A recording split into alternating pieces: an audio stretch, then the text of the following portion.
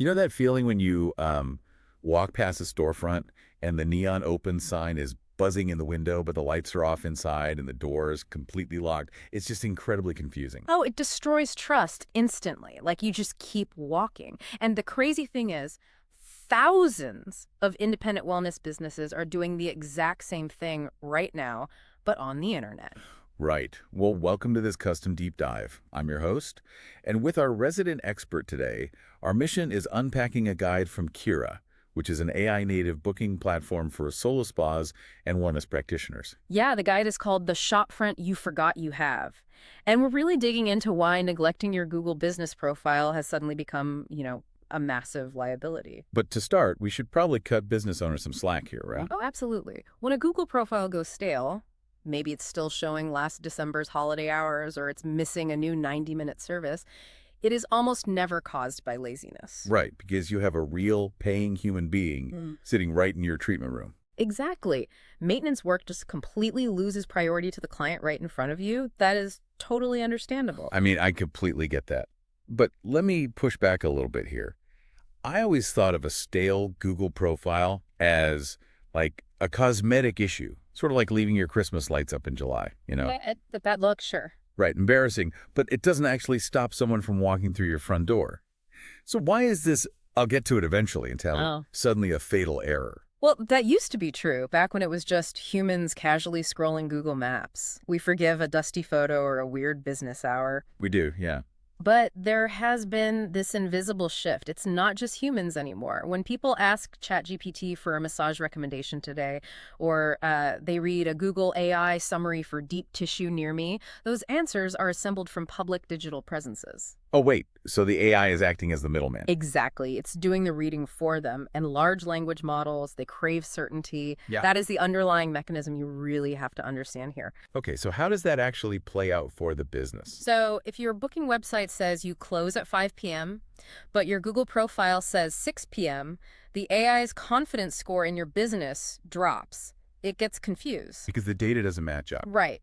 And instead of guessing and risking a bad recommendation to a user, the algorithm just takes the safe route. It just skips you entirely. Wow. So it just recommends the spa down the street instead. Yeah, the one that has matching data, you're just completely gone from the results. That is terrifying, especially for a solo practitioner who, doesn't have an IT team. How do they actually solve this without spending 5 hours a week doing manual data entry? Well, that's the impossible position we put business owners in. But maintenance is exactly the kind of busy work that software should be handling on its own. So how does Kirah fix that? That's where being an AI-native system changes things entirely. Unlike older software that just tacks a generic AI chatbot onto the side of a database, Kirah uses the AI as the actual brain managing your business data. It treats your profile as a living thing. A living thing. What does that mean in practice? It means if you add a new service to your booking site, the profile instantly learns it and updates Google. Wait, without you lifting a finger? Without you doing anything. No human intervention needed for those routine facts. Okay, if it's auto-updating facts, that is great. But I get nervous when AI touches customer interactions. Like, my client reviews are highly personal. As you should be. That is a very valid concern. Yeah, I absolutely do not want a bot firing off generic thanks for visiting replies with my name attached to them. No, of course not. And there is a very strict boundary here between objective facts and your subjective public voice. For subjective interactions, like customer reviews, the AI simply drafts a reply in your specific unique tone. Oh, so it just writes a draft. Right. It acts strictly within the lines you draw. So it drafts the response, but it requires one tap from you to actually go live. Ah, I see. So it's kind of like having a highly proactive assistant who does all the heavy lifting and research, but, slides a sticky note across your desk for your final signature. That captures it perfectly.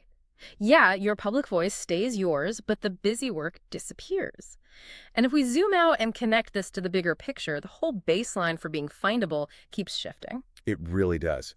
It used to just mean having a physical street sign. Exactly. Then you needed a website, then you had to have a booking link. Each of those became the new floor. And today, the new floor is being perfectly, instantly readable to AI systems at, 9 p.m. when a potential client is searching. Exactly, which is why you need to see what the software sees. Right. So for you listening, it's time to do exactly that.